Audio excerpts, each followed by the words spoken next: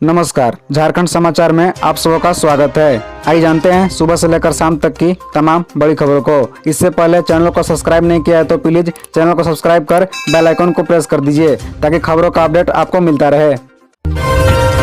शपथ लेकर राज्यपाल सीपी राधाकृष्णन बिरसा मुंडा को श्रद्धांजलि देने पहुंचे उलियातू, वंशजों से की मुलाकात। बता दें कि झारखंड के राज्यपाल सीपी राधाकृष्णन राजभवन के बिरसा मंडप में शपथ ग्रहण करने के बाद शनिवार को खूंटी जिले के उलियातू पहुंचे और भगवान बिरसा मुंडा के वंशजों से मुलाकात की। धरती आबा बिरसा मुंडा की जन्मस्थली उलियातू पहुंचकर उन्होंने बिरसा मुंडा को श्रद्धांजलि अर्पित की। इसके पूर्व राज्यपाल को खूंटी जिला प्रशासन द्वारा गार्ड ऑफ ऑनर दिया गया। इस दौरान सखी मंडल की दीदियों ने उनका स्वागत किया। बता दें कि शपथ ग्रहण के बाद राज्यपाल सीपी राधाकृष्णन ने पत्रकारों को संबोधित करते हुए कहा कि वे राज्य के विकास के लिए प्रतिबद्ध हैं। विकास के बिना राज्य में गरीबी दूर नहीं की जा सकती है। विकास के लिए राज्य में विभिन्न आधारभूत संरचनाओं, सिंचाई, पेयजल आपूर्ति, शिक्षा एवं आवास इत्यादि के क्षेत्र में व्यापक कार्य करने होंगे। उन्होंने कहा कि इस राज्य को लोग बहुत सीधे साधे व भोले भाले हैं और इनके हित में कार्य करने के लिए मैं तत्पर रहूंगा। जमशेदपुर में बन रही है आग बुझाने व धूल से बचाने वाली गाड़ी। 21 फरवरी को भारत सरकार करेगी सम्मानित। बता दें कि औद्योगिक क्षेत्र में सिर्फ विभिन्न प्रकार के कल पुर्जों व अन्य वस्तुओं का उत्पादन ही नहीं होता है, बल्कि यहाँ देश व पर्यावरण के लिए लाभकारी नई तकनीक को भी खोजा जा रहा है। इस दिशा में सृजनशीलता व नवाचार के लिए फेज संख्या 2 स्थित श्री सजानंद ऑटोमेक प्राइवेट लिमिटेड को ऑल इंडिया मैनेजमेंट अवार्ड के लिए चुना गया है। इस संबंध में कंपनी के संस्थापक प्रबंध निदेशक राजेश सूर्यकांत चौड़ा व संयुक्त निदेशक किशन सुथलिया ने बताया कि उनकी मल्टी यूटिलिटी व्हीकल्स तैयार करने वाली कंपनी को एमएसएमई क्षेत्र में क्रिएटिविटी एंड इनोवेशन के लिए पहले स्थान पर चुना गया है। इस एआईए में डॉक्टर जेएस जनुबा अवार्ड के रूप में 81,000 रुपए नगद व प्रमाण पत्र प्राप्त होगा। उन्हें यह पुरस्कार 21 फरवरी को एआईएमए के 67वें फाउंडेशन डे पर व 17वें मैनेजमेंट डे के अवसर पर नई दिल्ली स्थित होटल ली मेरिडियन में आयोजित समारोह में भारत सरकार के पर्यटन राज्य मंत्री श्रीपद येसो नायक प्रदान करेंगे। बुरे फंसे कोडरमा के सिविल सर्जन, बिना टेंडर कराए खरीद ली 20 लाख की दवा। डीसी ने मांगा स्पष्टीकरण।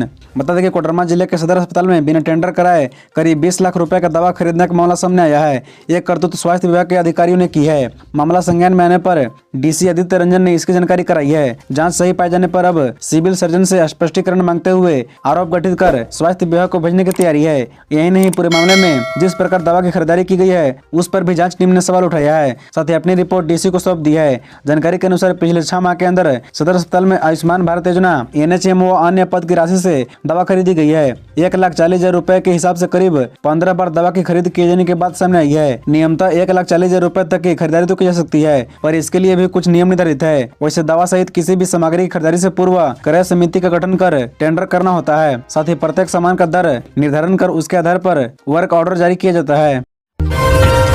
शिलापट पर नाम न होने से भड़की कांग्रेस सांसद गीता कोड़ा, बीच में छोड़ा कार्यक्रम। बता दें कि राष्ट्रीय औद्योगिक संस्थान जमशेदपुर में शनिवार को छात्रावास के शिलापट पर नाम न देख नाराज सिंहभूम के सांसद गीता कोड़ा कार्यक्रम के बीच में छोड़कर बाहर निकल गई। शिलान्यास समारोह के मुख्य अतिथि केंद्रीय मानव संसाधन राज्य मंत्री अन्नपूर्णा देवी थी। केंद्रीय मंत्री का भाषण समाप्त होते ही कार्यक्रम में कांग्रेसियों ने हंगामा शुरू कर दिया। एनआईटी प्रबंधन के खिलाफ नारेबाजी की। भाजपा के समर्थकों ने आपत्ति जताई तो दोनों पक्षों के बीच जमकर नोकझोंक हुई। सरायकेला एसडीपीओ हरविंदर सिंह समेत अन्य ने उन्हें बाहर निकाला। इसी दौरान सांसद बाहर निकल गई। वहीं मामले में केंद्रीय मंत्री ने कहा कि सांसद का सम्मान होना चाहिए, शिलापट बदला जाएगा। इस बारे में निदेशक से बात हुई है। हालांकि इसके बावजूद कांग्रेसी कार्यकर्ता और सांसद गीता कोड़ा विरोध पर अड़ी रही। कांग्रेसी कार्यकर्ता ने एनआईटी प्रशासन पर जानबूझकर ऐसा करने का आरोप लगाया है। सांसद ने मामले पर मीडिया से बातचीत में कहा कि एनआईटी प्रबंधन द्वारा प्रोटोकॉल का उल्लंघन किया गया है। ऐसे में केंद्रीय मंत्री अन्नपूर्णा देवी की कोई गलती नहीं है। यह अपमान संस्थान प्रबंधन ने किया है। शिव व्रत में शामिल होने के बाद बोले झारखंड के सीएम हेमंत सोरेन, पहाड़ी बाबा की तरह बना रहे राज्यपाल का आशीर्वाद। बता दें कि झारखंड में पूरे धूमधाम से महाशिवरात्रि का त्योहार मनाया गया। विश्व प्रसिद्ध बाबा बैद्यनाथ की नगरी देवघर के अलावा झारखंड के अलग अलग हिस्सों में भी शिवालय है, जहाँ कल सुबह से ही पूजा अर्चना की जा रही थी। राजधानी रांची के पहाड़ी मंदिर में भी हर साल देवघर की तरह ही शिव व्रत निकाली जाती है। इस बार भी शिव व्रत निकाली गई। इसमें झारखंड के मुख्यमंत्री हेमंत सोरेन खुद शामिल हुए। इस दौरान श्रद्धालुओं की भारी भीड़ उमड़ी थी। सीएम हेमंत सोरेन के साथ साथ झारखंड के राज्यसभा के सांसद महुआ माझी और अन्य लोग भी पहाड़ी मंदिर पहुंचे थे। इस अवसर पर मुख्यमंत्री हेमंत सोरेन ने शिव व्रत के आयोजन के लिए सीएम हेमंत सोरेन ने कहा कि हमारे लिए यह गौरव की बात है कि हम साल भर इस त्योहार का इंतजार करते हैं। यह हमारी परंपरा भी है जिसे सालों भर से हम निभाते आ रहे हैं। साथ ही मुख्यमंत्री हेमंत सोरेन ने झारखंड वासियों को महाशिवरात्रि की शुभकामनाएं दी। पहाड़ी मंदिर पर आयोजित कार्यक्रम में मुख्यमंत्री हेमंत सोरेन ने कहा कि यही उम्मीद करते हैं कि जिस तरह पहाड़ी बाबा का आशीर्वाद हम सबके ऊपर बना हुआ है, उसी तरह से नए राज्यपाल का भी आशीर्वाद बना रहे। इस शुभ अवसर पर हमारे राज्य के नए राज्यपाल ने भी शपथ ली है। रांची में G20 सम्मेलन को लेकर चलाया गया सिग्नेचर कैंपेन। केंद्रीय मंत्री डॉक्टर एल मुरुगन ने ऐसे किया शुभारंभ। मध्य प्रदेश की राजधानी रांची में G20 सम्मेलन का आयोजन होने वाला है। इसे लेकर कल केंद्रीय संचार ब्यूरो ने सिग्नेचर कैंपेन चलाया, जिसका शुभारंभ माननीय केंद्रीय राज्य मंत्री डॉक्टर एल मुरुगन ने अपना हस्ताक्षर से किया। वे कल झारखंड के नए राज्यपाल CP राधाकृष्णन के शपथ ग्रहण समारोह में शामिल होने पहुंचे थे। रांची एयरपोर्ट पर उनका जोरदार स्वागत किया गया। गौरतलब है कि रांची में 2 और 3 मार्च को G20 समिट का आयोजन होने वाला है। देश विदेश से करीब 170 प्रतिनिधि आएंगे। प्रतिनिधियों को 2 होटल में ठहराया जाएगा। पहले दिन रांची में ही बैठक होगी। दूसरे दिन सभी प्रतिनिधियों को पतरातू लेक घुमाया जाएगा। बाहर से आने वाले प्रतिनिधियों को पतरातू लेक में किसी तरह की गंदगी या अव्यवस्था न दिखे, इसलिए पतरातू लेक रिजोर्ट को 22 फरवरी से 4 मार्च तक आम लोगों के लिए बंद कर दिया गया है। इस दौरान लेक परिसर, मीटिंग हॉल सहित अन्य संरचनाओं को करीब 5 करोड़ रुपए की लागत से संवारा जाएगा। देवघर एयरपोर्ट पर 16 लाख रुपए के साथ युवक हिरासत में, आकर टीम करेगी जांच। बता दें कि देवघर एयरपोर्ट के रास्ते दिल्ली जा रहे युवक को 16 लाख रुपए से भरे बैग के साथ कुंडा पुलिस ने देवघर एयरपोर्ट से हिरासत में ले लिया है। हिरासत में लिया गया युवक सोहेल अख्तर दुमका जिले के शिकारीपाड़ा का रहने वाला है। स्कैनिंग मशीन के जांच के क्रम में पुलिस ने रोक दिया और पैसों की बरामदगी के बारे में पूछताछ की जा रही है। वरीय पदाधिकारियों के निर्देश पर कोंडा थाना के पुलिस ने आयकर कार्यालय धनबाद को इसकी जानकारी दे दी है। आयकर विभाग की टीम जल्द देवघर पहुंचने की बात कही। इधर पेशे से मजदूर के एजेंट सोहेल अख्तर ने बताया कि शिकारीपाड़ा के 57 से 60 मजदूर लंबे समय से लद्दाख में 124 RCC व 126 RCC सड़क पर काम कर रहे हैं। सड़क का काम करवा रही कंपनी ने सभी मजदूरों का बैंक खाता खोलकर उसमें मजदूरी का पैसा भेजा था। उसी पैसों को निकाल कर देवघर एयरपोर्ट से दिल्ली के रास्ते लद्दाख जा रहे थे। वहाँ पैसों का भुगतान नहीं होने से नाराज मजदूरों ने काम बंद कर दिया है। उन्होंने बताया कि एयरपोर्ट पर 1:25 पर दिल्ली के लिए फ्लाइट थी, उसी से वह जाने वाला था। उल्लेखनीय है कि देवघर एयरपोर्ट से देश के कई शहरों के लिए विमान सेवा शुरू हो गई है। हालांकि अभी भी रांची और पटना के लिए देवघर से विमान सेवा की शुरुआत नहीं हुई है। महाशिवरात्रि पर बाबा नगरी में उतरा देवलोक, भोलानाथ के बारात में दिखा अक्षरत सिंह व भाग्यश्री का जलवा। बता दें कि महाशिवरात्रि पर बाबा बैद्यनाथ की नगरी देवघर में बाबा की भव्य बारात निकाली गई। गौरा सिंह विवाह रचा ने बसहा पर सवार होकर भोलानाथ निकले तो उनके साथ बारात में देवी देवताओं के साथ साथ भूत पिशाच की भी टोली शामिल हुई। ऐसा लगा कि देवघर में पूरा देवलोक उतर आया। करीब 5 किलोमीटर लंबी इस बारात को देखने के लिए 2 लाख से अधिक लोग देवघर में जुटे थे। बारात में शामिल दर्जनों झांकियां लोगों को आकर्षित कर रही थी। KN स्टेडियम में गोड़ा सांसद डॉक्टर निशिकांत दुबे ने शाम 7 बजे शिव बारात को रवाना किया। बारात में विशेष रूप से भोजपुरी स्टार व सांसद मनोज तिवारी, बॉलीवुड एक्ट्रेस अभिनेत्री भाग्यश्री, भोजपुरी अभिनेत्री अक्षरा सिंह व गायक दीपक ठाकुर शामिल हुए। कलाकारों ने बारात में रोड शो भी किया। बारात में इस वर्ष मुख्य आकर्षक G20 शिखर सम्मेलन व भारत के विश्व गुरु बनाने की झांकी रही। बारात के निकलते ही जमकर आतिशबाजी की गई। बारात में घोड़ा व ऊंट को भी शामिल किए गए। मंत्री के आश्वासन पर व्यापारी माने, झारखंड में कृषि बिल के खिलाफ खदान व्यापारियों का हड़ताल खत्म।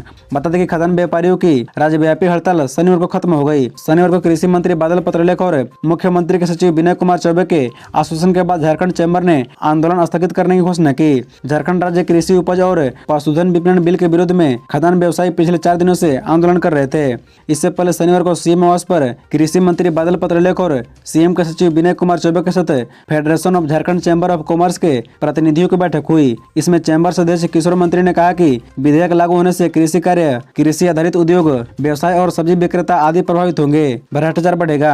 उन्होंने 2% कृषि बाजार शुल्क पूरी तरह से खत्म करने की मांग की। इस पर कृषि मंत्री ने कहा कि उनकी सभी मांगे मानी जाएगी। बाजार शुल्क से संबंधित नियमावली तैयार करने से पहले किसानों, व्यवसायियों और मंडियों से जुड़े प्रतिनिधियों की राय ली जाएगी। इसके बाद ही बाजार शुल्क नियमावली लागू की जाएगी। इसके बाद चैम्बर भवन में खाद्यान्न व्यापारियों ने बैठक कर आंदोलन स्थगित करने की घोषणा की। पलामू के पांकी में 5 दिन बाद इंटरनेट सेवा बहाल, धारा 144 अभी भी लागू।